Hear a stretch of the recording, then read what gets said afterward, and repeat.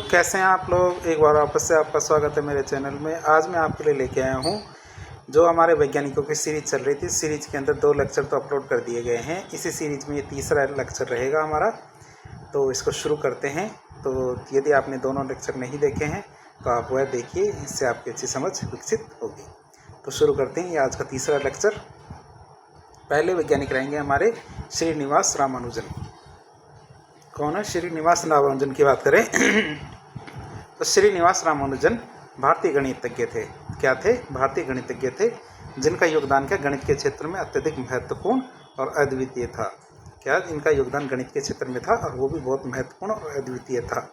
उनकी जो गणितीय खोजें थी और सिद्धांत आज भी गणित के विभिन्न क्षेत्रों में मौलिक माने जाते हैं। इनकी जो खोजें हैं, सिद्धांत है, ये क्या है, आज भी गणित के विभिन्न क्षेत्रों में क्या मौलिक माने जाते हैं। अर्थात बहुत सारी चीज़ों की शुरुआत इनके सिद्धांतों से हुई थी। उनका कार्य मुख्य रूप से विश्लेषण, संख्यात्मक सिद्धांत, अलजेब्रा रूपों और गणितीय श्रृंखलाओं पर केंद्रित था। उनका कार्य क्या मुख्य रूप से विश्लेषण, संख्यात्मक सिद्धांत, अलजेब्रिक रूपों और गणितीय श्रृंखलाओं पर केंद्रित था। अब बात करते हैं उनके कौन कौन से योगदान थे। उनके योगदान के बारे में बातचीत करें तो सबसे पहला आता है रामानुज की श्रृंखलाएं। क्या रामानुज सीरीज की बात करें, श्रृंखलाओं की बात करें तो रामानुज ने गणितीय श्रृंखलाओं के कई अद्वितीय रूप विकसित किए। रामानुज ने क्या किया? गणितीय श्रृंखलाओं के कई अद्वितीय रूप विकसित किए जो आज भी उपयोग लिए जाते हैं। उनमें से सबसे प्रसिद्ध था पाई के लिए उनकी श्रृंखला। क्या उन्होंने पाई के लिए एक श्रृंखला दी जिसे उन्होंने विकसित किया। उनकी श्रृंखलाएं क्या अत्यधिक तेजी से संकलित होती है और उनका उपयोग गणना में किया जाता है। उदाहरण के लिए देखें तो उनकी श्रृंखला पाई श्रृंखला के द्वारा पाई के मान की अत्यधिक सटीक गणना की जा सकती है। क्या पाई के मान की अत्यधिक सटीक गणना की जाती है उनकी पाई श्रृंखला के द्वारा। फिर आता है हमारा रामानुजन हार्डमान अनुमान। क्या रामानुजन हार्डमान अनुमान की बात करें तो रामानुजन ने गणितीय अनुमान जो मैथमेटिकल कंजक्चर है उन पर भी काम किया। उनमें से एक प्रसिद्ध अनुमान था रामानुजन हार्डमान अनुमान। यह अनुमान गणितीय असभ्यताओं अभ्यस्त वो क्या कहते हैं, यह अनुमान क्या था, गणितीय अभ्यस्तताओं और विश्लेषण के क्षेत्र में महत्वपूर्ण साबित हुआ। इस अनुमान के द्वारा संख्याओं के गुण, उनके गुणात्मक गुणों की अधिक सटीकता से अध्ययन किया गया। क्या उनके गुणात्मक गुणों की अधिक सटीकता से अध्ययन किया गया। तो रामानुजन हार्डमान अनुमान है। तीसरा उन्होंने दिया संख्यात्मक सिद्धांत, जिसे हम कहते हैं क्या, नंबर थ्योरी। क्या दिया उन्होंने? संख्यात्मक सिद्धांत, जिसे हम क्या कहते हैं, नंबर थ्योरी। तो नंबर थ्योरी की बात करें तो नंबर थ्योरी में उन्होंने क्या किया तो रामानुजन का संख्यात्मक सिद्धांत में अभूतपूर्व योगदान रहा। रामानुजन का क्या रहा? संख्यात्मक सिद्धांत में अभूतपूर्व योगदान रहा। उन्होंने उपयुक्त संख्याओं मतलब मॉड्यूलर फॉर्म और अत्यधिक विभाज्य संख्या मतलब पार्टीशन नंबर, इन पर बहुत ज़्यादा कार्य किया। क्या किया उन्होंने उपयुक्त संख्याओं मतलब जो हमारे मॉड्यूलर फॉर्म्स है और अत्यधिक विभाज्य संख्या मतलब जो पार्टीशन नंबर है उन पर कार्य किया। उनका समीकरण और सूत्र संख्याओं के विभिन्न गुणों का अध्ययन करने में सहायक साबित हुआ। अब उनका जो प्रसिद्ध रामानुजन का विभाजन सूत्र है, पार्टीशन फंक्शन है, गणितज्ञों के लिए एक बुनियादी उपकरण बन गया। जो उनका था रामानुजन का विभाजन सूत्र या रामानुजन पार्टीशन फंक्शन गणितज्ञों के लिए एक बुनियादी उपकरण बन गया। अब हम बात करेंगे रामानुजन पीटरसन अनुमान। क्या रामानुजन पीटरसन अनुमान की बात करें तो रामानुजन ने समीकरण और कालानुक्रमिक के लिए कई नई धाराएं विकसित की। उन्होंने मॉड्यूलर फॉर्म और एलिप्टिक फंक्शन इनके बीच में जो रिश्ते थे उनके बारे में पता लगाया। उनकी खोज के बाद से उनकी खोज ने बाद में गणितज्ञों को संख्यात्मक विश्लेषण में नई दिशा दी और रामानुजन पीटरसन अनुमान विकसित किया। तो आप देख सकते हैं रामानुजन ने कितना गणितीय क्षेत्र में जो विशेषीकृत कार्य किया है। फिर बात करें अलजेब्रा और गणितीय पहचान। क्या अलजेब्रा और गणितीय पहचान की बात करें तो अलजेब्रिक फार्मूलाज एंड आइडेंटिटीज मतलब रामानुजन ने कई गणितीय पहचान मतलब मैथमेटिकल आइडेंटिटीज और सूत्र मतलब फार्मूलाज विकसित किए जो आज भी गणित के विभिन्न क्षेत्रों में उपयोग किए जाते हैं। उनकी कई पहचान और सूत्र जैसे मैं रामानुजन का टेंजेंट सूत्र, रिवर्सेबल सूत्र, क्यूबिक समीकरण पर उनके जो योगदान है उनके योगदान को आज भी गणितज्ञ के द्वारा अध्ययन किया जाता है। तो देख सकते हैं रामानुजन का कितना बढ़िया बड़ा योगदान रहा। फिर बात करें गणितीय विश्लेषण और निरंतरता। तो रामानुजन का गणितीय विश्लेषण मतलब मैथमेटिकल एनालिसिस के क्षेत्र में बहुत महत्वपूर्ण योगदान था। क्या रामानुजन का गणितीय विश्लेषण या मैथमेटिकल एनालिसिस के क्षेत्र में बहुत महत्वपूर्ण योगदान था। उन्होंने विशेष रूप से सामान्यीकृत फलन मतलब जनरलाइज्ड फंक्शन और विशेष गणना विधियों मतलब स्पेशल कंप्यूटेशन मेथड, इनमें नए तरीके प्रस्तुत किए जो गणना में अधिक सटीकता और आसानी से परिणाम देने में सहायक साबित हुए। तो देख सकते हैं गणितीय विश्लेषण निरंतरता में उन्होंने बहुत ज़्यादा योगदान दिया। फिर आता रामानुजन नोएरथ सिद्धांत। रामानुजन नोएरथ थ्योरम, ये सिद्धांत की बात करें तो रामानुजन नोएरथ सिद्धांत क्या कहता है। ये कहता है कि रामानुजन का एक अन्य महत्वपूर्ण योगदान हमारे रामानुजन नोएरथ सिद्धांत था, जो संख्यात्मक परिणामों और गणना के उपकरणों के बीच संबंध को अध्ययन करता है। यह सिद्धांत के गणितीय अनुसंधान में महत्वपूर्ण मील का पत्थर साबित हुआ। जो सिद्धांत था तो सिद्धांत के गणितीय अनुसंधान में महत्वपूर्ण मील का पत्थर साबित होता है। रामानुजन का पाई सूत्र या पाई फॉर्मूला की बात करें, रामानुजन का पाई फॉर्मूला है पाई सूत्र। रामानुजन ने पाई के लिए कुछ अद्वितीय और तेजी से सटीक सूत्र विकसित किए जो पाई के मान को अत्यधिक सटीकता से गणना करने में सहायक है। जो क्या पाई के मान को अत्यधिक सटीकता से गणना करने में सहायता करते हैं। इन सूत्रों का उपयोग आज भी वैज्ञानिक और गणितज्ञ पाई की सटीकता बढ़ाने के लिए करते हैं। तो आप देख सकते हैं रामानुजन का पाई सूत्र भी बहुत ज़्यादा इम्पोर्टेंट है। फिर कैलकुलेशन के क्षेत्र में योगदान की बात करें तो रामानुजन की गणितीय कार्यशैली और सूत्रों ने गणित के क्षेत्र में या गणना के क्षेत्र में, तो रामानुजन की गणितीय कार्यशैली और सूत्रों ने गणना के क्षेत्र में एक नई दिशा दी। जिससे क्या हुआ, जिससे कई गणना विधियां और टूल्स विकसित किए गए। तो इन्हीं की वजह से हमारे के कई गणना की विधियां और टूल्स विकसित किए गए। उनको सूत्रों का उपयोग आज भी गणना के विभिन्न क्षेत्रों में किया जाता है। मतलब बहुत सारे कैलकुलेटर का विकास उनकी गणनाओं के बाद ही हुआ था। फिर बात करें जैविक गणित और सांस्कृतिक योगदान की बात करें, उनके जैविक गणित और सांस्कृतिक योगदान की बात करें तो रामानुजन की गणितीय कार्यशैली, उनके जीवन के संघर्ष, उनके अद्वितीय कार्य ने भारतीय गणित के इतिहास में महत्वपूर्ण स्थान प्राप्त किया। उनकी सफलता ने भारतीय संस्कृति में गणितीय अनुसंधान की शक्ति को प्रदर्शित किया और दुनिया भर में भारतीय गणित के प्रति सम्मान और रुचि को बढ़ावा दिया। तो देख सकते हैं जैविक गणित और सांस्कृतिक योगदान की बात। फिर आता निष्कर्ष के रूप में देखें तो श्रीनिवास रामानुजन का योगदान केवल भारतीय गणित तक सीमित नहीं था, बल्कि उनके जो कार्य थे उन कार्यों ने वैश्विक गणित के विकास में भी अद्वितीय भूमिका निभाई। ऐसा नहीं था कि उनके द्वारा जो कार्य किए गए वो केवल भारत के लिए उपयोगी सिद्ध हुए, बल्कि उनके द्वारा किया गया कार्य क्या विश्व के सभी देशों में सराहा गया है।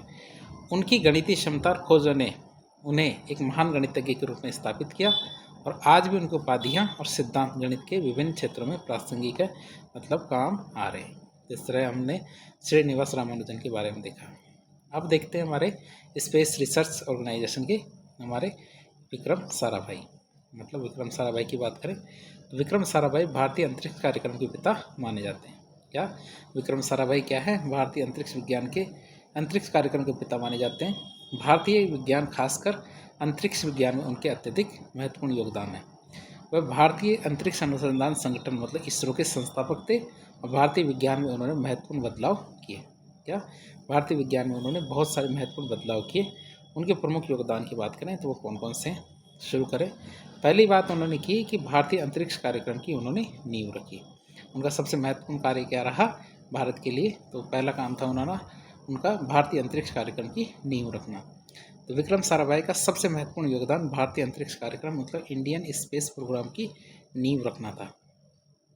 उन्होंने 1969 में, कब 1969 में इसरो मतलब इंडियन स्पेस रिसर्च ऑर्गेनाइजेशन 15 अगस्त 1969 में इसरो मतलब इंडियन स्पेस रिसर्च ऑर्गेनाइजेशन की स्थापना की। इससे पहले इसका नाम इनकोस्पार था। क्या था इनकोस्पार, मतलब एक परिषद थी वो रखा गया था इनकोस्पार। तो जिससे कि भारत को अंतरिक्ष अनुसंधान में अग्रणी देशों की श्रेणी में लाने की दिशा तय की गई। किसके द्वारा, इसरो के द्वारा। उनकी दूरदर्शिता ने भारत को अंतरिक्ष विज्ञान के क्षेत्र में एक मजबूत स्थान दिलवाया। फिर बात करते हैं पहला भारतीय उपग्रह आर्यभट्ट, ये आज्ञा नहीं है आर्यभट्ट है, गलत हो गया, ये आर्यभट्ट है। तो पहला भारतीय उपग्रह आर्यभट्ट। तो विक्रम साराभाई के नेतृत्व में भारत ने 1975 में अपना पहला उपग्रह, ये भी आभा हो गया, आज्ञा मतलब आज्ञा नहीं है, ये आर्यभट्ट है, आर्यभट्ट को लॉन्च किया। और ये उपग्रह भारतीय विज्ञान में एक महत्वपूर्ण मील का पत्थर साबित हुआ। इससे भारत ने अंतरिक्ष में अपनी उपस्थिति दर्ज कराई। कि वैसे तो ये हमारा आर्यभट्ट था, ये प्रायोगिक उपग्रह था। कैसा था? प्रायोगिक उपग्रह था, केवल हमने चेक करने के लिए भेजा था कि हमारे अंदर ऐसी क्षमता है या नहीं। फिर आता साराभाई का, विक्रम साराभाई का योगदान भौतिकी और अंतरिक्ष विज्ञान। विक्रम साराभाई का अंतरिक्ष विज्ञान और भौतिकी में बहुत ही महत्वपूर्ण योगदान रहा। उन्होंने क्या किया? उन्होंने कोल्ड प्लाज्मा और कॉस्मिक किरणें, क्या कोल्ड प्लाज्मा और कॉस्मिक किरणों पर अनुसंधान किया। उनकी देखरेख में भारत ने अंतरिक्ष अनुसंधान में कई सफल मिशन पूरे किए। उनकी देखरेख में क्या हुआ? अंतरिक्ष अनुसंधान में भारत ने कई मिशन सफलतापूर्वक पूरे किए, जो न केवल अंतरिक्ष विज्ञान के क्षेत्र में अग्रणी थे, मतलब खास थे, बल्कि कई विज्ञान क्षेत्रों में योगदान देने वाले थे। अब हम देखें अंतरिक्ष विज्ञान का सामाजिक उपयोग। कि अंतरिक्ष विज्ञान का सामाजिक उपयोग उन्होंने किस प्रकार किया, कैसे देखें। तो विक्रम साराभाई का विश्वास था कि विज्ञान और तकनीक का इस्तेमाल समाज की भलाई के लिए होना चाहिए। क्या? विज्ञान और तकनीक का इस्तेमाल कहाँ होना चाहिए, कैसे होना चाहिए? समाज की भलाई के लिए होना चाहिए। उन्होंने अंतरिक्ष विज्ञान का उपयोग कृषि, मौसम विज्ञान, दूरसंचार और प्राकृतिक संसाधनों की निगरानी के लिए किया। उन्होंने क्या किया? उन्होंने अंतरिक्ष विज्ञान का उपयोग कृषि, मौसम विज्ञान, दूरसंचार और प्राकृतिक संसाधनों की निगरानी के लिए किया। उनका दृष्टिकोण यह था कि अंतरिक्ष तकनीक का लाभ देश के नागरिकों के जीवन को सुधारने के लिए होना चाहिए। क्या होना चाहिए? उनका दृष्टिकोण था कि अंतरिक्ष तकनीक का लाभ क्या है? देश के नागरिकों के जीवन को सुधारने के लिए होना चाहिए। अब बात करते हैं हमारे विक्रम साराभाई की। एक परियोजना थी जिसे कहते हैं साराभाई ध्रुव परियोजना। तो साराभाई ध्रुव परियोजना क्या है, उसके बारे में बात करें। तो विक्रम साराभाई के नेतृत्व में साराभाई ध्रुव परियोजना की शुरुआत की गई, जिसका उद्देश्य उपग्रह तकनीक का उपयोग कृषि और मौसम की जानकारी प्राप्त करना था। तो इस परियोजना का मुख्य उद्देश्य क्या था? कृषि और मौसम की जानकारी प्राप्त करना था। ये परियोजना क्या भारत में क्या मौसम विज्ञान और कृषि के क्षेत्र में बहुत ही महत्वपूर्ण साबित हुई। परियोजना का नाम क्या था? साराभाई ध्रुव परियोजना। फिर आता भारत में अंतरिक्ष विज्ञान का विस्तार। क्या भारत में अंतरिक्ष विज्ञान के विस्तार के बारे में बात करें, चर्चा करें, तो साराभाई ने स्पेस रिसर्च को देश के विकास से जोड़ने का प्रयास किया। साराभाई ने क्या किया? स्पेस रिसर्च को देश के विकास से जोड़ने का प्रयास किया। उन्होंने अंतरिक्ष तकनीक के माध्यम से शिक्षा, स्वास्थ्य, संचार जैसी आवश्यकताओं के लिए नई संभावनाओं के द्वार खोले। उन्होंने क्या किया? उन्होंने अंतरिक्ष तकनीक के माध्यम से शिक्षा, स्वास्थ्य, संचार जैसी आवश्यकताओं के लिए नई संभावनाओं के द्वार खोले। उन्होंने भारत में अंतरिक्ष अनुसंधान की महत्वता को समझाया, इसके विकास के लिए एक सशक्त ढांचा तैयार किया। तो हमारा अंतरिक्ष विज्ञान है, अंतरिक्ष विज्ञान के लिए उन्होंने एक सशक्त ढांचा तैयार किया। फिर बात करें समाज की, तो समाज सेवाओं और शिक्षा में योगदान की बात करें। क्या? समाज सेवाओं और शिक्षा में उनका योगदान था। तो क्या था देखें। विक्रम साराभाई ने विज्ञान प्रौद्योगिकी क्षेत्र में काम करने वाले कई प्रमुख संस्थाओं की स्थापना की, जैसे हमारा IIMA मतलब Indian institute of management Ahmedabad, मतलब IIM जो है उसकी स्थापना में महत्वपूर्ण योगदान दिया। उन्होंने भारतीय समाज में विज्ञान और प्रौद्योगिकी को बढ़ावा दिया। उन्होंने क्या किया? भारतीय समाज में विज्ञान और प्रौद्योगिकी के महत्व को बढ़ावा दिया, युवा पीढ़ी को प्रेरित किया। वह भारतीय विज्ञान संस्थान IISc और भारतीय विज्ञान कांग्रेस जैसे संस्थानों से जुड़े रहे। उनके साथ मिलकर शिक्षा के क्षेत्र में उन्होंने बहुत बड़ा योगदान दिया। अब हम बात करेंगे पारिस्थितिकी और पर्यावरणीय मुद्दों पर विचार। वैसे आपको यदि पता हो, उनकी पत्नी का नाम था मृणालिनी साराभाई। मृणालिनी साराभाई क्या, जो हमारा भरतनाट्यम की बहुत अच्छी नृत्यांगना थी। तो ऐसा नहीं है कि कला के क्षेत्र में जो विक्रम साराभाई किसी को प्रोत्साहित नहीं करते थे, कला में नृत्यांगना थी उनकी वाइफ। तो आप देख सकते हैं कि एक उनके हस्बैंड तो स्पेस रिसर्च में साइंटिस्ट है और वाइफ क्या कला के क्षेत्र में काफ़ी आगे तक गई है। तो विक्रम साराभाई ने पर्यावरणीय और पारिस्थितिकी संबंधी मुद्दों पर भी विचार किया। क्या? हमारे विक्रम साराभाई ने पर्यावरणीय और पारिस्थितिकी संबंधी मुद्दों पर विचार किया और ये सुनिश्चित करने की कोशिश की कि भारतीय अंतरिक्ष कार्यक्रम का विकास देश की प्राकृतिक संपत्तियों के संरक्षण में सहायक है।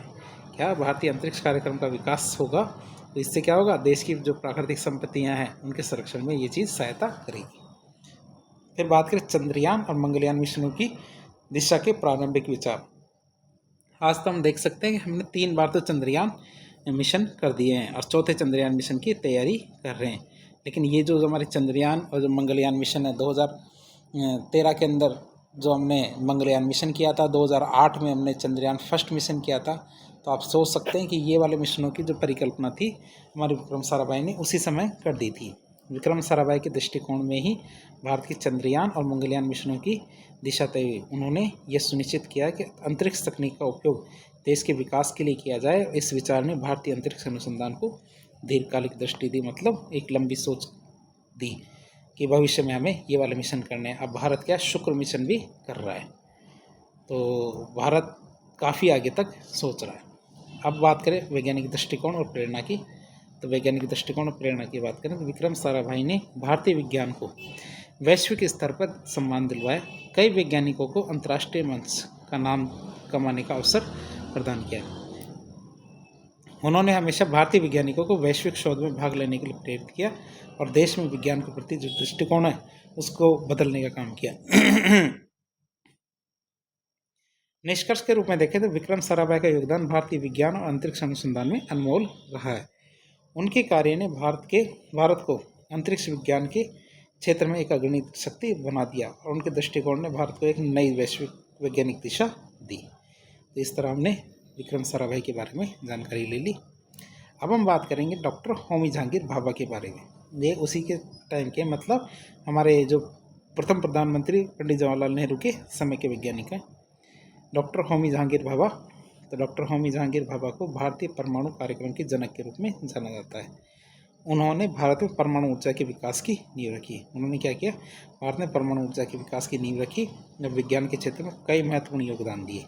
किन्होंने, डॉक्टर होमी जहांगीर भाभा को परमाणु कार्यक्रम का जनक माना जाता है भारत के अंदर। फिर बात करें भारतीय परमाणु ऊर्जा कार्यक्रम की स्थापना, तो डॉक्टर होमी जहांगीर भाभा ने भारत के जो परमाणु ऊर्जा कार्यक्रम है, इंडियन न्यूक्लियर प्रोग्राम है, इसकी शुरुआत की। उन्होंने 1948 में परमाणु ऊर्जा आयोग की, जो एटॉमिक एनर्जी कमीशन है, इसकी स्थापना की और भारत को परमाणु शक्ति संपन्न बनाने की दिशा में काम किया। तो उन्होंने क्या किया, परमाणु ऊर्जा आयोग की स्थापना की, साथ ही साथ भारत को परमाणु शक्ति संपन्न बनाने की दिशा में भी काम किया। फिर बात करें TIFR, मतलब Tata Institute of Fundamental Research. क्या, Tata Institute of Fundamental Research, इसकी स्थापना की बात करें तो 1945 में जो हमारे भाभा थे होमी जहांगीर भाभा, तो होमी जहांगीर भाभा ने Tata Institute of Fundamental research की स्थापना की, जो भारत में भौतिकी और गणितीय अनुसंधान का प्रमुख केंद्र बन के उभरा। यह संस्थान क्या, परमाणु ऊर्जा संस्थान और विज्ञान के अन्य क्षेत्रों में महत्वपूर्ण योगदान देता है। जो हमारा TIFR है, तो TIFR क्या करता है, परमाणु अनुसंधान और विज्ञान के अन्य क्षेत्रों में महत्वपूर्ण योगदान देता है। फिर बार्क की बात करें, भाभा एटॉमिक रिसर्च अनुसंधान, क्या, भाभा एटॉमिक रिसर्च सेंटर, तो इसकी बात करें 1954 में उन्होंने भाभा परमाणु अनुसंधान केंद्र की स्थापना की, जो परमाणु ऊर्जा और संबंधित विज्ञान के क्षेत्र में अनुसंधान का मुख्य संस्थान बना।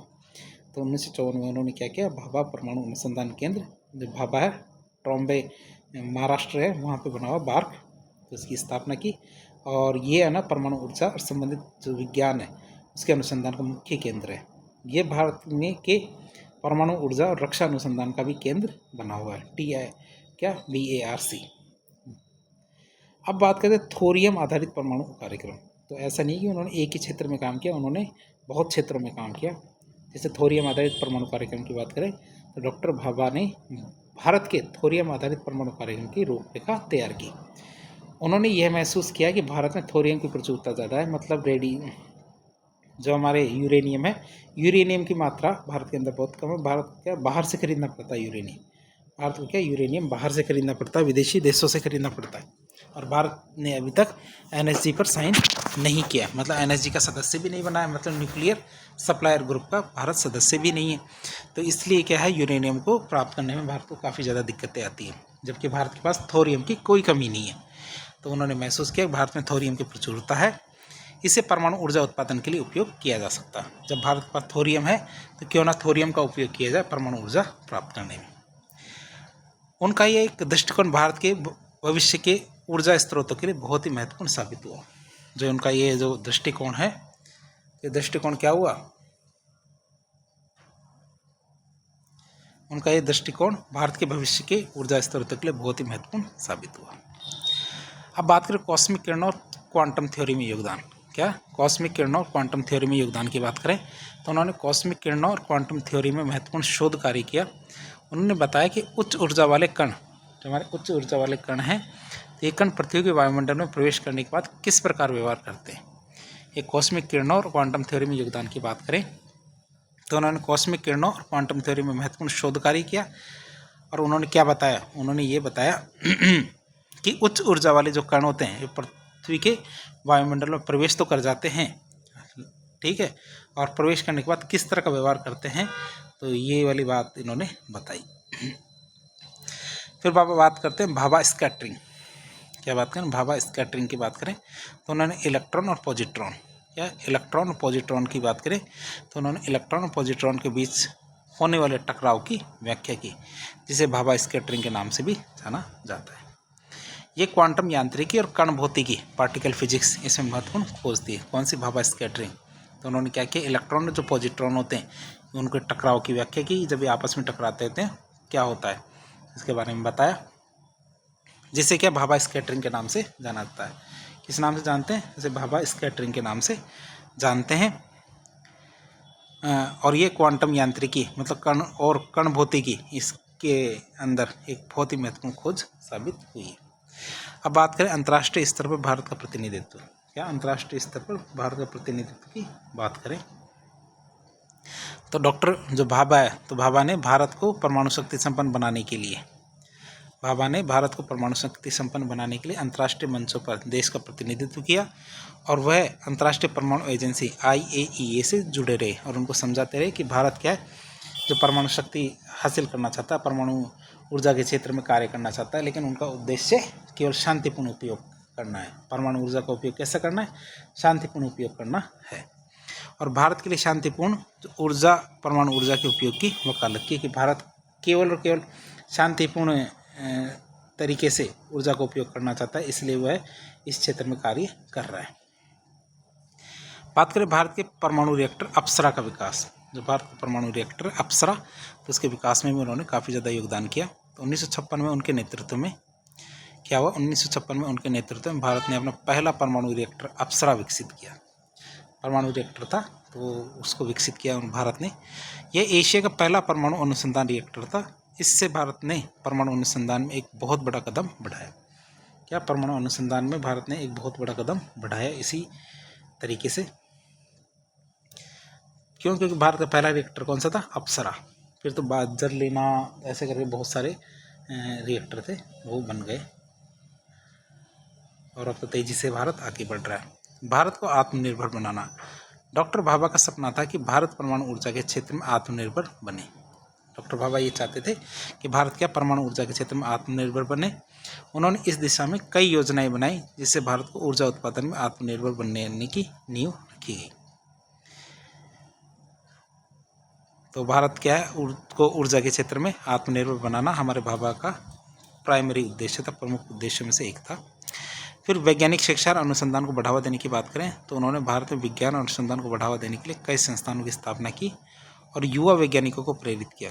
उनके प्रयासों से भारत में अनुसंधान संस्कृति को मजबूती मिली। उनके प्रयासों से क्या हुआ, उनके प्रयासों से भारत में अनुसंधान संस्कृति को मजबूती मिली। निष्कर्ष की बात करें तो डॉक्टर होमी जहांगीर भाभा का योगदान भारतीय विज्ञान और प्रौद्योगिकी में अमूल्य है।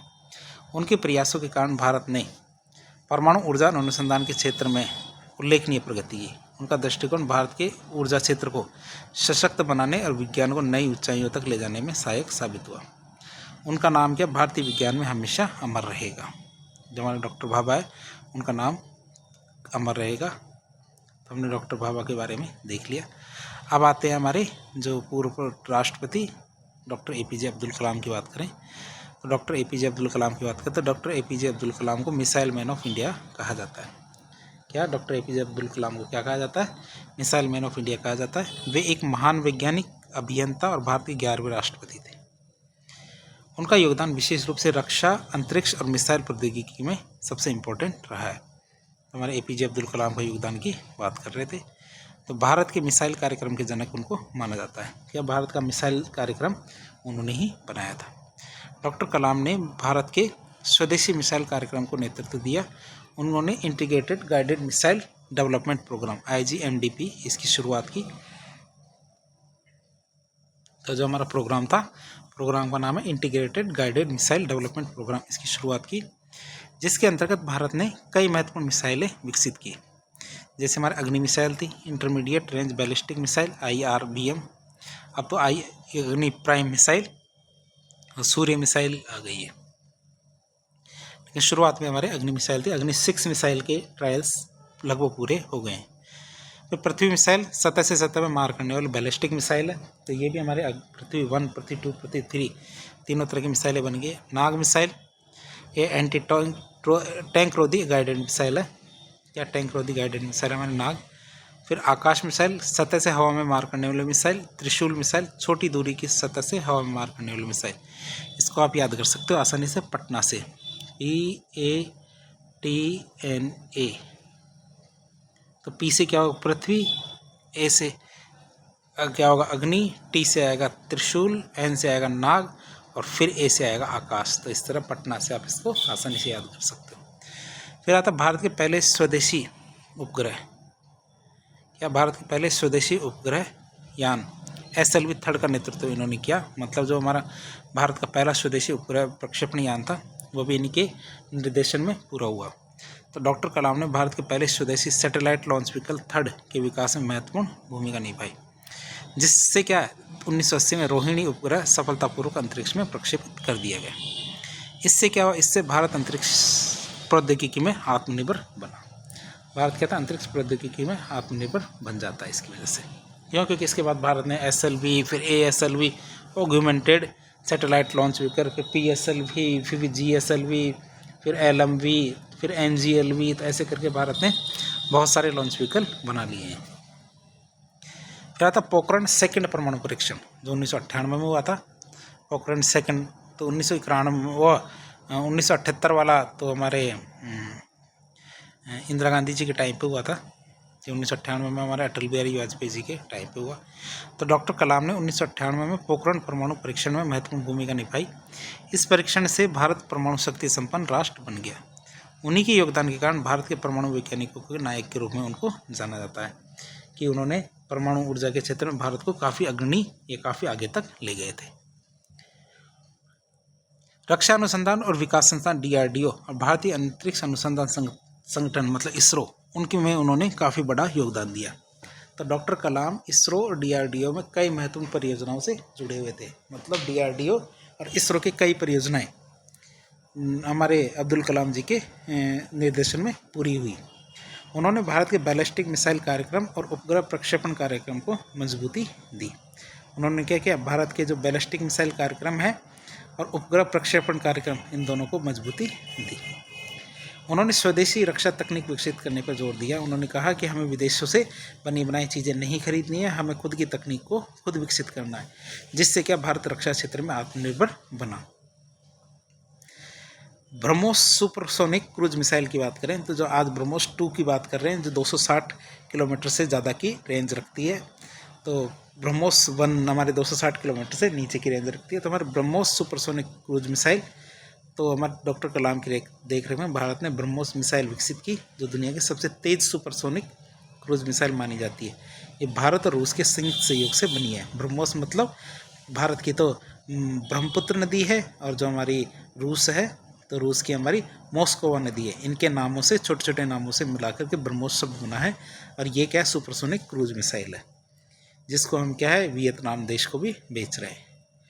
बात करें भारत के भविष्य की ऊर्जा ज़रूरतों पर शोध की बात करें तो उन्होंने 2030 तक भारत को ऊर्जा आत्मनिर्भर बनाने की दिशा में काम किया कि हमें ऊर्जा के मामले में आत्मनिर्भर बनना है। कब तक, 2030 तक। वे क्या, थोरियम आधारित जो परमाणु ऊर्जा संयंत्र है, क्या थोरियम आधारित परमाणु ऊर्जा और सौर ऊर्जा, उसको बढ़ावा देने के लिए उन्होंने निरंतर प्रयास किया, कोशिश की कि थोरियम आधारित परमाणु ऊर्जा और सौर ऊर्जा इसको बढ़ावा मिले। विज्ञान और शिक्षा में योगदान, क्या विज्ञान और शिक्षा के क्षेत्र में योगदान की बात करें तो डॉक्टर कलाम ने क्या डॉक्टर कलाम ने युवा वैज्ञानिकों को प्रेरित करने के लिए विज्ञान और प्रौद्योगिकी के विकास पर जोर दिया। उन्होंने क्या किया, डॉक्टर कलाम ने क्या किया, युवा वैज्ञानिकों को प्रेरित करने के लिए विज्ञान और प्रौद्योगिकी के विकास पर जोर दिया। उन्होंने providing urban amenities to rural area, जिसे पूरा योजना कहते हैं, तो पूरा योजना की बात बताएं दोबारा। Providing urban amenities in rural area, तो उन्होंने कहा कि भाई गाँव से जो पलायन शहरों की तरफ हो रहा है, इसी वजह से शहरों में काफ़ी ज़्यादा भीड़ बढ़ रही है। अब शहरों के अंदर भीड़ बढ़ रही है और उन जो गाँव से लोग आ रहे हैं उनको क्या बेहतर सुविधाएं नहीं मिल पा रही है। अब इसका कारण उन्होंने जाना, क्योंकि गाँव में जो हमारी सुविधाएं हैं, जो हमारी चीज़ें हैं, वो उपलब्ध नहीं हो पाती। तो उन्होंने एक योजना बनाई जिसे पूरा योजना कहते हैं। तो उन्होंने कहा कि विज्ञान और तकनीक का लाभ क्या है, हमें गाँव तक पहुँचाना, मतलब प्रोवाइडिंग अर्बन एमिनिटीज, मतलब जो शहरी सुख सुविधाएँ हैं वो कहाँ पहुँचाना, रूरल एरिया मतलब ग्रामीण एरिया में। तो इसका उद्देश्य था कि विज्ञान और तकनीक का लाभ कहाँ पहुँचाना, हमें गाँवों तक। तो वे युवा पीढ़ी को वैज्ञानिक सोच विकसित करने के लिए प्रेरित करते रहे। कि उन्होंने कहा कि जो हमारा मूल कर्तव्य नंबर 10 है, कि वो मूल कर्तव्य नंबर 9 है, 10 नहीं है 9, तो 9 भी यही कहता है कि हमें वैज्ञानिक सोच को विकसित करना है और आगे बढ़ते रहना है। अब बात करें हमारे अब्दुल कलाम जी की, तो कलाम साहब की कुछ किताबें हैं जो दुनिया के अंदर काफ़ी ज़्यादा प्रसिद्ध हुई है। उन किताबों के नाम की बात करें तो उनके महत्वपूर्ण किताबें और उनके विचारों के बारे में बात करें तो पहली बात करें तो डॉक्टर कलाम ने विज्ञान, मिसाइल प्रौद्योगिकी और भारत के भविष्य पर कई किताबें लिखी। क्या कलाम साहब ने क्या किया, विज्ञान, मिसाइल प्रौद्योगिकी और भारत के भविष्य पर बहुत सारी किताबें लिखी। जैसे एक किताब तो वर्ल्ड फेमस है, क्या एक किताब उनकी जो वर्ल्ड फेमस है वो कौन सी है, विंग्स ऑफ फायर, जो उनकी आत्मकथा है। विंग्स ऑफ फायर क्या उनकी आत्मकथा है। तो बात करें इसके विंग्स ऑफ फायर की। फिर आता है इग्निटेड माइंड्स की बात करें तो युवाओं को प्रेरित करने वाली पुस्तक है इग्निटेड माइंड्स। फिर आता है इंडिया 2020, मतलब भारत को विकसित राष्ट्र बनाने का उनका दृष्टिकोण था। तो ये तो क्या है कि वो उस समय से पहले उनकी मृत्यु हो गई, नहीं तो वो काफ़ी भारत को काफ़ी आगे तक ले जा सकते थे। वो 2002 से 2007 तक हमारे भारत के राष्ट्रपति भी रहे हैं। वैसे आपको ये चीज़ पता होनी चाहिए, लेकिन ये साइंस का टॉपिक है तो साइंस के उनके जो योगदान है उनके बारे में हमने चर्चा की। फिर बात करें निष्कर्ष की, तो डॉक्टर APJ अब्दुल कलाम का योगदान भारतीय विज्ञान, रक्षा, अंतरिक्ष प्रौद्योगिकी में कैसा अतुलनीय है। उनकी वैज्ञानिक सोच, शोध और नवाचार ने भारत को मिसाइल तकनीक, परमाणु शक्ति और अंतरिक्ष अनुसंधान में आत्मनिर्भर बनाया। वे न केवल एक महान वैज्ञानिक थे बल्कि एक प्रेरणादायक शिक्षक, दूरदर्शी नेता भी थे। उनकी विरासत भारत के वैज्ञानिक और तकनीकी विकास में हमेशा बनी रहेगी, अर्थात लोग उन्हें ऐसे ही जानते रहेंगे। तो इस तरह हमने कलाम जी के बारे में बहुत कुछ जानने की कोशिश की। अब हम देखेंगे अगले वैज्ञानिक हमारे कौन से, डॉक्टर कोटी हरिनारायण। क्या हमारे अगले वैज्ञानिक कौन है, डॉक्टर कोटी हरिनारायण। तो डॉक्टर कोटी हरिनारायण की बात करें तो डॉक्टर कोटी हरिनारायण एक प्रमुख भारतीय वैज्ञानिक और वैमानिकी इंजीनियर है। वैमानिकी का मतलब जो हमारे क्राफ्ट होते हैं, एयरक्राफ्ट होते हैं, उसके इंजीनियर है। तो बात करें भारत के पहले स्वदेशी लड़ाकू विमान, हल्के लड़ाकू विमान था LCA तेजस। इसके प्रमुख वास्तुकार, चीफ डिजाइन के रूप में उनको जाना जाता है। उनका योगदान क्या है, भारतीय वायुसेना और एरोस्पेस इंडस्ट्री में इंजीनियरिंग में बहुत ज़्यादा इम्पोर्टेंट है। किनका, डॉक्टर कोटी हरिनारायण। अब बात करते हैं डॉक्टर कोटी हरिनारायण के प्रमुख वैज्ञानिक योगदानों की। इनके योगदान क्या है, पहला योगदान हमारे हल्के लड़ाकू विमान LCA तेजस के विकास में उन्होंने महत्वपूर्ण योगदान दिया। तो हरिनारायण स्वदेशी हल्के लड़ाकू विमान LCA तेजस के विकास में अग्रणी रहे। उन्होंने क्या किया, उन्होंने एरोनॉटिक्स डेवलपमेंट एजेंसी ADA के निदेशक के रूप में इस परियोजना का नेतृत्व किया। उन्होंने क्या किया, एरोनॉटिकल डेवलपमेंट एजेंसी ADA के निदेशक के रूप में इस परियोजना का नेतृत्व किया। तेजस क्या है, एक चौथी पीढ़ी का लड़ाकू विमान है। LCA तेजस क्या है, चौथी पीढ़ी का लड़ाकू विमान है, जो क्या भारत द्वारा विकसित किया गया पहला स्वदेशी सुपरसोनिक जेट। क्या जो क्या भारत द्वारा विकसित किया गया पहला स्वदेशी सुपरसोनिक जेट है। तो आप तेजस के बारे में देख सकते हैं। अगला आता भारत के आत्मनिर्भर रक्षा कार्यक्रम में योगदान। क्या भारत के आत्मनिर्भर रक्षा कार्यक्रम में योगदान की बात करें तो उनके नेतृत्व में भारत ने एक अत्याधुनिक स्वदेशी लड़ाकू विमान विकसित किया। उन्होंने क्या किया, उनके नेतृत्व में भारत ने एक अत्याधुनिक स्वदेशी लड़ाकू विमान विकसित किया। जिससे भारत की रक्षा उत्पादन में आत्मनिर्भरता बढ़ी। जिससे क्या हुआ, भारत की रक्षा उत्पादन में आत्मनिर्भरता बढ़ी। तेजस में अत्याधुनिक avionics, composite materials, glass cockpit जैसे आधुनिक तकनीकों का उपयोग किया गया। तेजस में क्या है, अत्याधुनिक तो एवियोनिक्स है, कंपोजिट मटेरियल्स है, ग्लास कॉकपिट जैसे हमारी जो अत्याधुनिक तकनीकें हैं, सभी चीज़ें इसके अंदर डाली गई है। उन्होंने क्या, भारतीय वायुसेना के लिए आत्मनिर्भर वैमानिकी प्रणाली, उन्होंने क्या किया, भारतीय वायुसेना के लिए आत्मनिर्भर वैमानिकी प्रणाली विकसित करने में भी बहुत इम्पोर्टेंट भूमिका निभाई है, कि उनकी ये प्रणाली बहुत ज़्यादा काम आई है। फिर बात करें वैमानिकी, इंजीनियरिंग और अनुसंधान में योगदान की बात करें तो श्री हरिनारायण हमारे वैमानिकी और हवाई रक्षा प्रणालियों के क्षेत्र में अग्रणी वैज्ञानिकों में से एक थे नहीं है। तो डॉक्टर हरिनारायण के वैमानिकी और हवाई रक्षा प्रणालियों के क्षेत्र में अग्रणी वैज्ञानिकों में से एक है। उन्होंने क्या किया, उन्होंने अंतरिक्ष अनुसंधान और वैमानिकी प्रौद्योगिकी, उन्होंने क्या किया, अंतरिक्ष अनुसंधान और वैमानिकी प्रौद्योगिकी को उन्नत करने में मदद की। भारतीय वायुसेना के लिए आधुनिक और हल्के लड़ाकू विमानों के निर्माण में भी उन्होंने योगदान दिया। उन्होंने क्या किया, भारतीय वायुसेना के लिए आधुनिक और हल्के लड़ाकू विमानों के निर्माण में योगदान दिया। रक्षा और एरोस्पेस संगठनों में से जुड़ाव की बात करें, क्या, रक्षा और एरोस्पेस संगठनों से जुड़ाव की बात करें तो ADA मतलब एरोनॉटिकल डेवलपमेंट एजेंसी में उन्होंने नेतृत्व प्रदान किया। उन्होंने क्या किया, एरोनॉटिकल डेवलपमेंट एजेंसी में नेतृत्व प्रदान किया। DRDO मतलब Defence Research and Development Organisation के कई महत्वपूर्ण प्रोजेक्ट्स में उन्होंने योगदान दिया। उन्होंने क्या किया, DRDO मतलब Defence Research and Development Organisation के कई महत्वपूर्ण प्रोजेक्ट थे, उन्होंने अपना योगदान दिया। HAL मतलब हिंदुस्तान एरोनॉटिक्स लिमिटेड, जिसे अब महारत्न की कंपनी का दर्जा मिल चुका है HAL को, तो इसके साथ मिलके इन्होंने तेजस और अन्य रक्षा उपकरणों के विकास में भी काम किया। LCA तेजस है तो उसके निर्माण में भी उन्होंने काफ़ी ज़्यादा कार्य किया। अब बात करें पुरस्कार और सम्मान की, किसकी, पुरस्कार सम्मान की बात करें तो उनके वैज्ञानिक योगदानों के लिए उन्हें पद्मश्री जैसे प्रतिष्ठित सम्मान से नवाजा जा चुका है। भारतीय रक्षा अनुसंधान और वैमानिकी तकनीक में उनके योगदान के लिए कई अंतर्राष्ट्रीय और राष्ट्रीय उनको पुरस्कार मिल चुके हैं।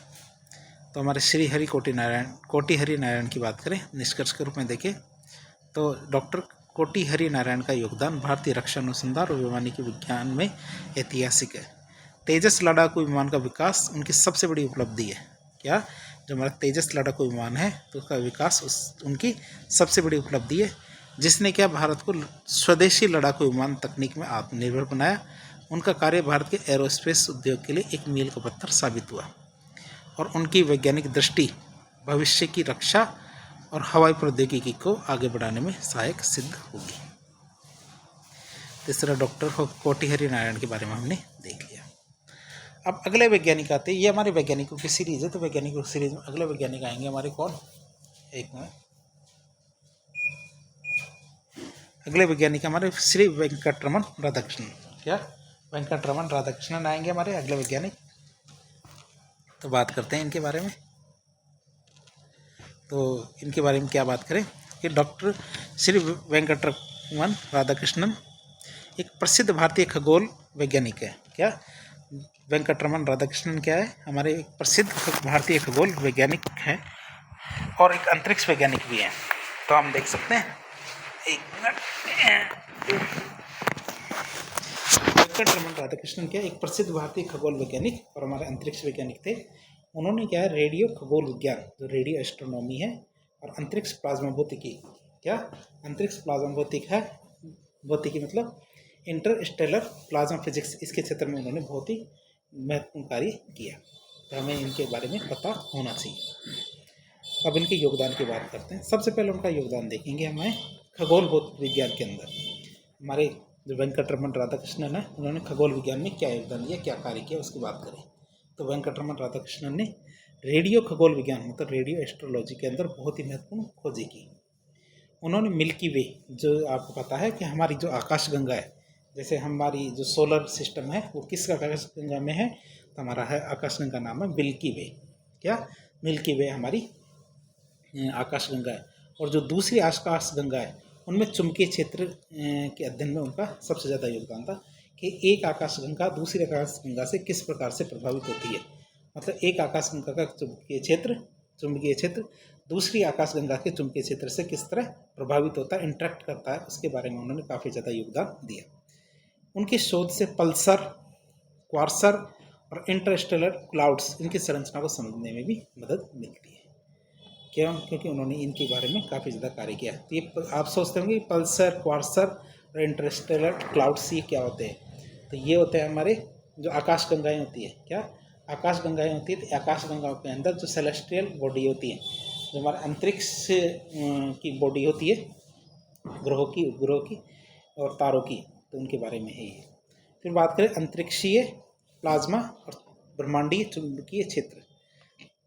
क्या अंतरिक्षीय जो प्लाज्मा और ब्रह्मांडीय चुंबकीय क्षेत्र की बात करें तो उन्होंने अंतरिक्षीय प्लाज्मा, ब्रह्मांडीय चुंबकीय क्षेत्र मतलब कॉस्मिक मैग्नेटिक फील्ड, इसका गहराई से अध्ययन किया। ठीक है, तो उन्होंने क्या किया, अंतरिक्षीय प्लाज्मा और ब्रह्मांडीय चुंबकीय क्षेत्रों का गहराई से अध्ययन किया। उनके शोध ने तारों के जन्म और उनके विकास को समझने में भी काफ़ी महत्वपूर्ण भूमिका निभाई। उनके शोध ने क्या किया, तारों के जन्म और उनके विकास को समझने में महत्वपूर्ण भूमिका निभाई कि तारे किस तरह से जन्म लेते हैं और उनका विकास किस तरह होता है। तो उनके शोधों ने इनके बारे में काफ़ी ज़्यादा जानकारी दी। आगे बात करें भारतीय जो रेडियो खगोल विज्ञान, उसके विकास में भी योगदान की बात करें, भारतीय रेडियो खगोल विज्ञान के विकास में योगदान की बात करें तो वे बेंगलोर स्थित रमन रिसर्च इंस्टीट्यूट RRI में प्रोफेसर और निदेशक थे। उन्होंने क्या किया, तो रमन रिसर्च इंस्टीट्यूट में प्रोफेसर और निदेशक के रूप में काम किया। उन्होंने रेडियो खगोल विज्ञान के उपकरणों के विकास में भी बहुत ज़्यादा योगदान किया। उन्होंने क्या किया, रेडियो खगोल विज्ञान के उपकरणों के विकास में भी योगदान दिया, जिससे भारत में इस क्षेत्र में शोध को बढ़ावा मिल सका। भारत में क्या हुआ, इसी वजह से इस क्षेत्र में काफ़ी ज़्यादा शोध किया जा सका। फिर बात करें खगोल भौतिकी और अंतरिक्ष अनुसंधान में कार्य। क्या खगोल भौतिकी और अंतरिक्ष अनुसंधान में कार्य की बात करें तो वे भारतीय अंतरिक्ष अनुसंधान संगठन मतलब जो हमारा इसरो है, इसके साथ भी जुड़े रहे। वे क्या थे, भारतीय अंतरिक्ष अनुसंधान संगठन मतलब इसरो के साथ जुड़े रहे और अंतरिक्ष प्रौद्योगिकी में अनुसंधान कार्य किया। उन्होंने रेडियो खगोल विज्ञान के लिए नए उपकरणों और तकनीकों के विकास में महत्वपूर्ण भूमिका निभाई। उन्होंने क्या किया, रेडियो खगोल विज्ञान के लिए नए उपकरण और तकनीक, इनके विकास में महत्वपूर्ण भूमिका निभाई। अंतर्राष्ट्रीय खगोल अनुसंधान भागीदारी की बात करें, क्या अंतर्राष्ट्रीय खगोल अनुसंधान भागीदारी की बात करें तो उन्होंने यूरोप, अमेरिका और अन्य देशों के जो वैज्ञानिक हैं उनके साथ मिलकर अंतर्राष्ट्रीय स्तर पर खगोल विज्ञान अनुसंधान किया। क्या उन्होंने यूरोप, अमेरिका और अन्य देशों के वैज्ञानिकों के साथ मिले और मिलकर अंतर्राष्ट्रीय स्तर पर खगोल विज्ञान अनुसंधान किया। उनके शोध पत्रों को वैश्विक विज्ञान समुदाय में उच्च सम्मान प्राप्त हुआ। क्या हुआ, उनके जो शोध पत्र, तो शोध पत्रों को वैश्विक वैज्ञानिक समुदाय में उच्च सम्मान प्राप्त हुआ। यांत्रिक डिजाइन और नौकायन की बात करें तो उनकी एक रुचि थी, उनका इंटरेस्ट बहुत ज़्यादा था किसमें, यांत्रिक डिजाइन और नौकायन में उनकी रुचि थी, उनका इंटरेस्ट था। तो बात करें विज्ञान के अलावा वे यांत्रिक डिजाइनिंग और नौकायन में भी रुचि रखते थे। उन्होंने कई इनोवेटिव बोट डिजाइन किए, मतलब जो हमारी बोट्स होती है, पानी की जहाज़ होती है, उनके बारे में बताएं तो उन्होंने बहुत सारी डिज़ाइनें बनाई थी बोट्स के बारे में। क्या, तो उन्होंने बोट्स के बारे में काफ़ी ज़्यादा डिजाइनें बनाई जो वैज्ञानिक सोच और व्यवहारिक इंजीनियरिंग के मेल को उदाहरण थे। क्या थे वे, वैज्ञानिक सोच और व्यवहारिक इंजीनियरिंग के मेल का उदाहरण भी थे। निष्कर्ष के रूप में देखें तो वेंकटरमन राधाकृष्णन ने खगोल विज्ञान, रेडियो खगोल विज्ञान, प्लाज्मा भौतिकी और अंतरिक्ष अनुसंधान में अमूल्य योगदान दिया। उनकी खोजों ने ब्रह्मांडीय संरचनाओं, तारों के विकास और आकाशगंगाओं के चुंबकीय क्षेत्र को समझने में भी मदद की। उनका कार्य भारतीय खगोल विज्ञान और वैश्विक वैज्ञानिक समुदाय में एक महत्वपूर्ण स्थान रखता है। तो हमने इस वेंकटरमन राधाकृष्णन के योगदान के बारे में देख लिया। अब हम बात करेंगे डॉक्टर अनिल काकोडकर। क्या हमारे अनिल काकोडकर है, इनके योगदान के बारे में देखेंगे। ये भी हमारे एक वैज्ञानिक है। आप सोचेंगे ये कौन से वैज्ञानिक है, लेकिन आपको बहुत सारी चीज़ें नहीं पता है, इसीलिए तो हमने ये लेक्चर बनाया ताकि आप इनके बारे में जान सकें। डॉक्टर अनिल काकोडकर की बात करें तो ये एक प्रसिद्ध भारतीय परमाणु वैज्ञानिक है। क्या, डॉक्टर अनिल काकोडकर एक प्रसिद्ध भारतीय परमाणु वैज्ञानिक है जिन्होंने भारतीय परमाणु ऊर्जा कार्यक्रम को सशक्त बनाने में महत्वपूर्ण भूमिका निभाई। तो डॉक्टर अनिल काकोडकर ने क्या किया, एक प्रसिद्ध परमाणु वैज्ञानिक हैं। इन्होंने भारत के परमाणु ऊर्जा कार्यक्रम को सशक्त बनाने में बहुत महत्वपूर्ण भूमिका निभाई। वे भारत के परमाणु ऊर्जा आयोग मतलब एटॉमिक एनर्जी कमीशन के पूर्व अध्यक्ष और BARC मतलब भाभा एटॉमिक रिसर्च सेंटर इसके निदेशक भी रहे हैं। उनका योगदान मुख्य रूप से परमाणु ऊर्जा, थोरियम आधारित रिएक्टरों, भारत के आत्मनिर्भर परमाणु कार्यक्रम, इनके अंदर भी उनका योगदान रहा है। अब पहला योगदान देखते हैं भारत के परमाणु ऊर्जा कार्यक्रम में उनके योगदान के बारे में देखें तो डॉक्टर काकोडकर ने भारत के शांतिपूर्ण परमाणु ऊर्जा कार्यक्रम को आगे बढ़ाने में महत्वपूर्ण भूमिका निभाई। उन्होंने स्वदेशी परमाणु रिएक्टरों के विकास और नए परमाणु ऊर्जा संयंत्र की स्थापना में भी योगदान दिया। उन्होंने क्या किया? स्वदेशी परमाणु रिएक्टरों के विकास और नए परमाणु ऊर्जा संयंत्रों की स्थापना में भी योगदान दिया। उनके नेतृत्व में भारत ने कई नए न्यूक्लियर रिएक्टर डिजाइन किए, विकसित किए, जिससे परमाणु ऊर्जा उत्पादन को बढ़ावा मिला। देख सकते हैं उन्होंने भारत के परमाणु ऊर्जा कार्यक्रम में किस तरह से योगदान दिया। फिर आता पोखरण सेकंड, जो 1998 का हमारा परीक्षण था, परमाणु परीक्षण, उसकी बात करें तो 1998 में हुए पोखरण सेकंड परमाणु परीक्षण में डॉक्टर काकोडकर का योगदान बेहद महत्वपूर्ण था। इस परीक्षण के सफल संचालन के बाद भारत एक परमाणु शक्ति संपन्न राष्ट्र बन गया। जब भारत ने परमाणु परीक्षण किया तो इसके बाद क्या भारत एक सफल परमाणु शक्ति संपन्न राष्ट्र बन जाता है। फिर बात करें थोरियम आधारित परमाणु रिएक्टर का विकास। इन्होंने क्या किया? थोरियम आधारित परमाणु रिएक्टर के विकास में काफ़ी बड़ा योगदान दिया। तो इनका योगदान क्या है देखते हैं। उन्होंने भारत में थोरियम आधारित परमाणु रिएक्टरों के विकास पर जोर दिया, जिससे भारत यूरेनियम पर निर्भरता को कम करके स्वदेशी जो थोरियम संसाधन है उसका उपयोग कर पाएगा। उनके नेतृत्व में अगली पीढ़ी के जो न्यूक्लियर रिएक्टर है मतलब एडवांस हेवी वाटर रिएक्टर विकसित किए गए, जो जहाँ पे क्या है थोरियम का उपयोग किया जाता था। जहाँ पे किसका उपयोग किया जाता था? थोरियम का उपयोग किया जाता था। तो ये विकसित किए गए। फिर बात करें भारत को परमाणु ऊर्जा के में आत्मनिर्भर बनाना, या भारत को परमाणु ऊर्जा में आत्मनिर्भर बनाना की बात करें तो भारत को परमाणु ऊर्जा में आत्मनिर्भर बनाना, डॉक्टर काकोडकर ने क्या किया? भारत को 3 स्तरीय परमाणु ऊर्जा कार्यक्रम परमाणु ऊर्जा कार्यक्रम को मजबूत करने में मदद की। 3 स्टेज न्यूक्लियर पावर प्रोग्राम को मजबूत करने में उन्होंने मदद की। उन्होंने स्वदेशी तकनीकों को बढ़ावा दिया, जिससे भारत विदेशी परमाणु ईंधन और तकनीक पर कम निर्भर हो सके। उन्होंने क्या किया? स्वदेशी तकनीकों को बढ़ावा दिया, जिससे भारत क्या विदेशी परमाणु ईंधन और तकनीक पर कम निर्भर हो सके। उनके प्रयासों की वजह से भारत ने विदेशी परमाणु प्रतिबंधों के बावजूद, क्या आपको ये पता है 1998 में जो हमारे परमाणु परीक्षण के बाद भारत पर बहुत सारे प्रतिबंध, ये सैंक्शंस लगा दिए गए थे, लेकिन इन सैंक्शंस लगाने के बावजूद भारत ने अपना परमाणु कार्यक्रम को जारी रखा। क्यों? क्योंकि भारत क्या विदेशों पर अपने जो परमाणु मतलब यूरेनियम, इसकी निर्भरता को कम करना चाहता था। भारत अमेरिका असैन्य परमाणु समझौता मतलब इंडो US न्यूक्लियर डील समझौता की बात करें तो डॉक्टर काकोडकर ने 2008 में भारत अमेरिका असैन्य परमाणु समझौता मतलब Indo US civil nuclear agreement में महत्वपूर्ण भूमिका निभाई थी हमारे काकोडकर साहब ने। इस समझौते के तहत भारत को अंतर्राष्ट्रीय परमाणु व्यापार में प्रवेश मिला, जिससे परमाणु ईंधन और तकनीकों की उपलब्धता बढ़ती है। अब बात करते हैं भाभा परमाणु अनुसंधान केंद्र भाभा परमाणु अनुसंधान केंद्र या बार्क के नेतृत्व की बात करें तो वे भाभा परमाणु अनुसंधान केंद्र के निदेशक रहे। वहाँ कई महत्वपूर्ण शोध परियोजनाओं का उन्होंने नेतृत्व किया। क्या महत्वपूर्ण शोध परियोजनाएं चल रही थी उनके अंडर में, तो उन्होंने उनका नेतृत्व किया। उन्होंने परमाणु ऊर्जा संयंत्रों की सुरक्षा और कुशलता बढ़ाने पर काम किया। उन्होंने क्या किया? उन्होंने परमाणु ऊर्जा संयंत्रों की सुरक्षा और कुशलता बढ़ाने पर भी काम किया। फिर बात करें परमाणु के विज्ञान और तकनीकी शिक्षा को बढ़ावा देने में उन्होंने क्या कार्य किया? डॉक्टर काकोडकर युवा वैज्ञानिकों और इंजीनियरों को प्रेरित करने में सक्रिय रहे। डॉक्टर काकोडकर क्या थे?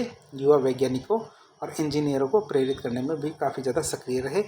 उन्होंने भारत में परमाणु ऊर्जा, वैज्ञानिक अनुसंधान और तकनीकी शिक्षा को बढ़ावा देने के लिए कई पहलें की। उन्होंने क्या किया? भारत में परमाणु ऊर्जा, वैज्ञानिक अनुसंधान और तकनीकी शिक्षा को बढ़ावा देने के लिए कई पहल की। वे IIT बॉम्बे और अन्य प्रमुख संस्थाओं के सलाहकार भी रहे। वे कहते हैं IIT बॉम्बे और अन्य प्रमुख सलाह संस्था थे, उनके सलाहकार भी रहे हैं। बात करें पुरस्कार सम्मान, तो उनको पद्म श्री 1998 में उनके पोखरण सेकंड परीक्षण के लिए, 1999 पद्म भूषण परमाणु ऊर्जा योगदान के लिए, पद्म विभूषण 2009 में भारत सरकार के द्वारा विज्ञान और तकनीकी के क्षेत्र में उत्कृष्ट योगदान के लिए दिया गया।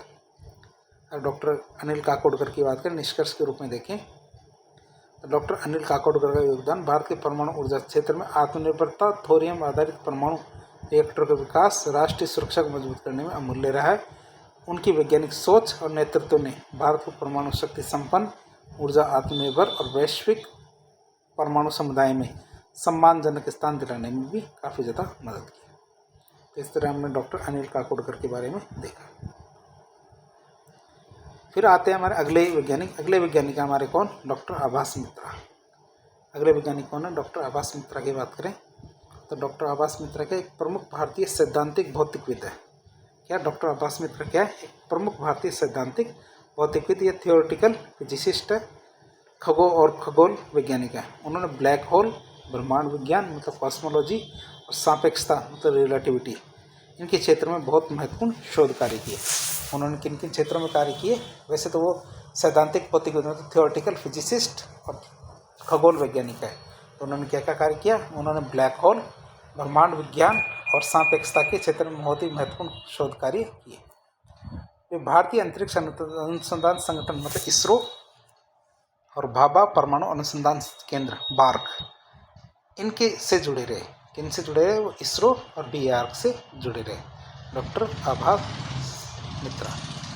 अब ब्लैक होल की बात करें, ब्लैक होल के वैकल्पिक सिद्धांत की बात करें तो डॉक्टर आभास मित्रा ब्लैक होल की पारंपरिक व्याख्या को चुनौती देने वाले वैज्ञानिकों में से एक है। जो ब्लैक होल की पारंपरिक जो व्याख्या कर रखे थे, उनको चुनौती दी जिन वैज्ञानिकों ने, उनमें से एक हमारे कौन थे, हमारे ये एक डॉक्टर आभास मित्रा थे।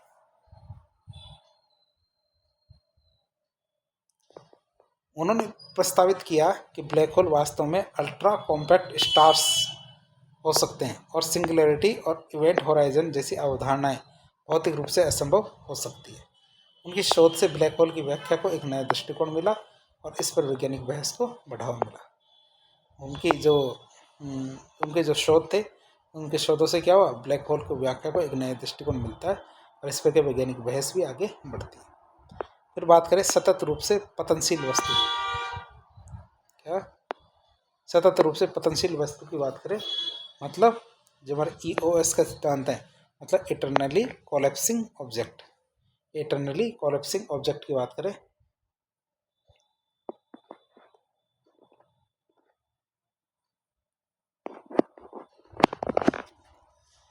तो उन्होंने ECO मतलब इटरनली कोलैप्सिंग ऑब्जेक्ट मॉडल का प्रस्ताव दिया, जिसमें उन्होंने कहा कि ब्लैक होल का पूरी तरह से बनने की बजाय अत्यधिक सघन पिंड हो सकते हैं।